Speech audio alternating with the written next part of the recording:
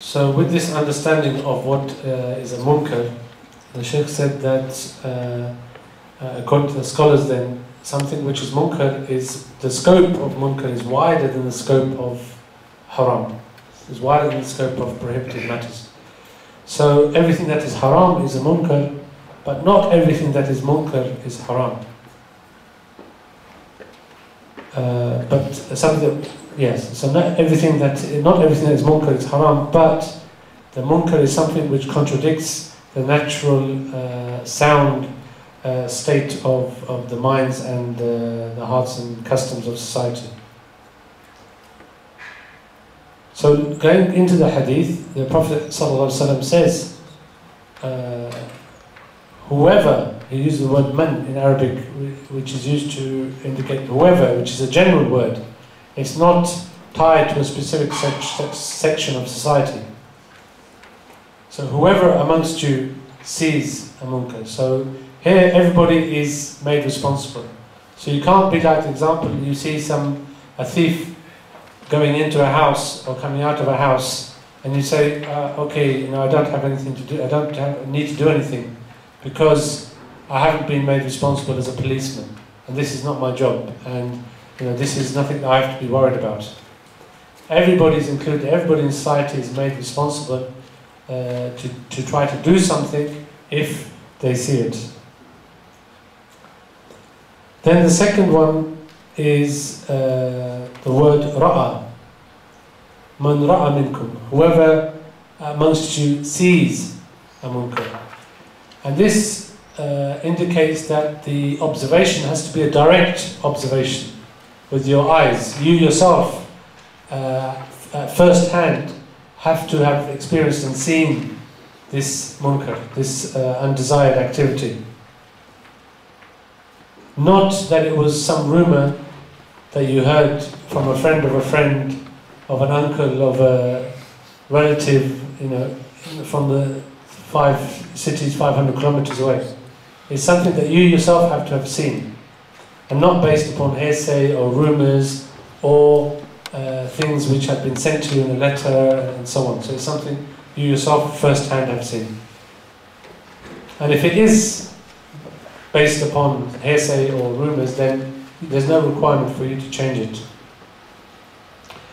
So here we have 3 conditions already mentioned before we are asked to change anything.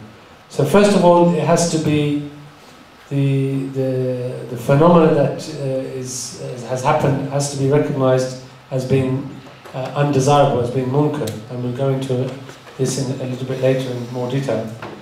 Secondly, that it's everybody's responsibility if they witness it to try to change it. And thirdly, the witnessing must be by direct first-hand observation. And all of these 3 things have to be the case before it becomes obligatory on us to try to change the phenomenon.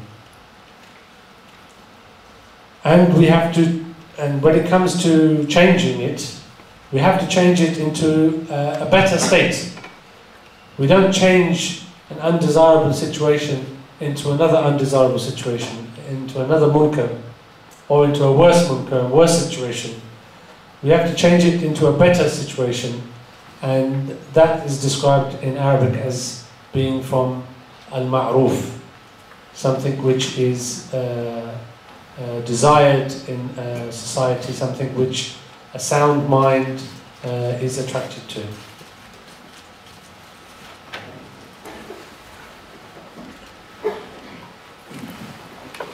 النبي صلى الله عليه وسلم يقول فليغيره إذن هو أمر، والأمر للوجوب، فليس مخيرا أن يغيره أو أن يدعه، بل هو واجب من الواجبات الشرعية. هذا التغيير له أدوات، منها التغيير المباشر لمن كانت له سلطة على الشيء، بأن كان هذا الأمر المنكر داخلا في سلطته وفي تصرفه وفي مواطن نفوذه. وهذا ما تعبر عنه كلمة يد، فليغيره بيده، أي أنه يجب على من يملك شيئا يقع فيه منكر أن يغير هذا المنكر، لأنه صاحب سلطة صاحب النفوذ. ولهذا قال بعض العلماء إن التغيير باليد خاص بالحكام لأنهم أصحاب السلطة.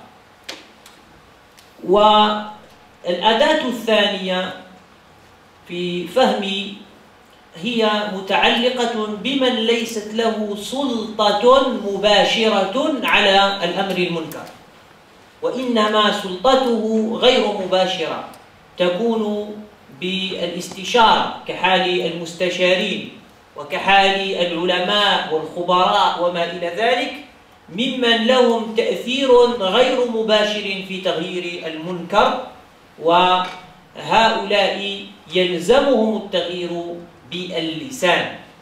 ولهذا قال فإن لم يستطع فبلسانه، إن لم يستطع بأن كان غير صاحب سلطة مباشرة بل كانت سلطته غير مباشرة فتغييره يكون باللسان. واللسان إشارة إلى النصح، إلى المشورة، إلى الرأي، وكل البحث وما إلى كل ما يدخل ضمن التأثير غير المباشر في تغيير المنكر.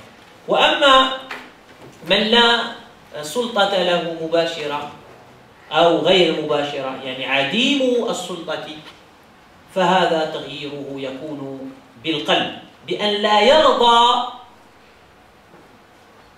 عاطفيا، بأن لا يرضى معنويا في إحساسه وشعوره بهذا المنكر، بأن لا يجعل أمر المنكر مستساغا ومقبولا عنده في نفسه.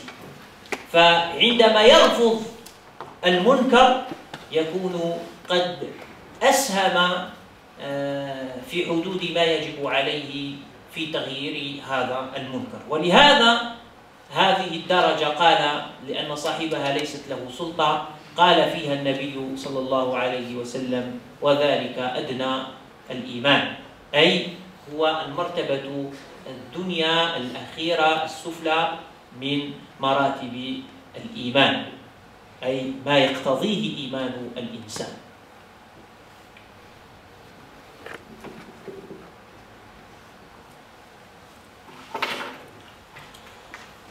So if these three conditions are existing here, then so there is a munkar that's being observed directly, first-hand, by anyone in the general public.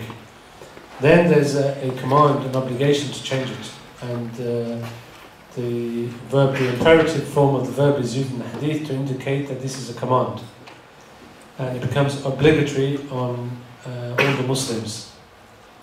However, in order to change something, there are different types of tools which can be used to change something, and this is what the rest of the Hadith then goes into. The first type is a direct change, and this is only possible for those people who have a direct power over this type of activity, who have executive power, who are the people who have direct responsibility for enforcing certain types of behavior and preventing certain other types of behavior. So for these types of people, they have the power invested in them to prevent, to enforce the law and to prevent certain types of behavior. And therefore, if a munkar is seen by these people, they have to then change it by their hand. And this is the first level that's mentioned in the Hadith. And some of the scholars have indicated that what is mentioned by this first category is just those who have the rulers of the Muslims. They have the ultimate authority, and so they are the ones intended by this first category. The second category are those people who don't have a direct power. What they have is an indirect power. They can indirectly make the change. And this refers to people